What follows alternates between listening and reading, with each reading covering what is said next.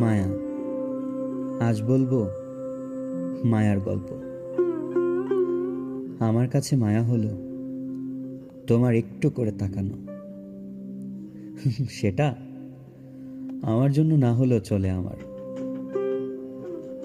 মায়া হলো তোমার প্রিয় কানের দুলটি চুরি করে নিজের কাছে রেখে দেয়া। জানো, সেদিন খুব ভালো ঘুম হয়েছিল আমার, যেদিন তোমার চুলের ব্যান্ডটা আমার হাতে পেঁচিয়ে ঘুমিয়েছিলাম।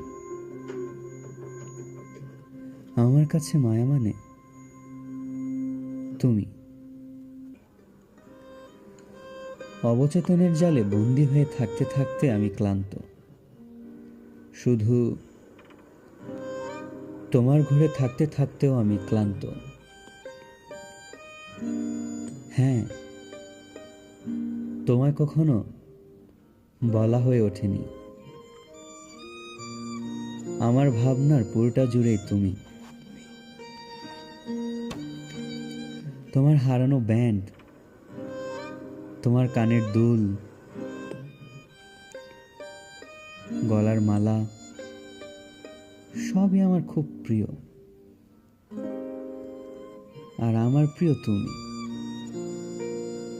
আমার প্রিয় ইলা।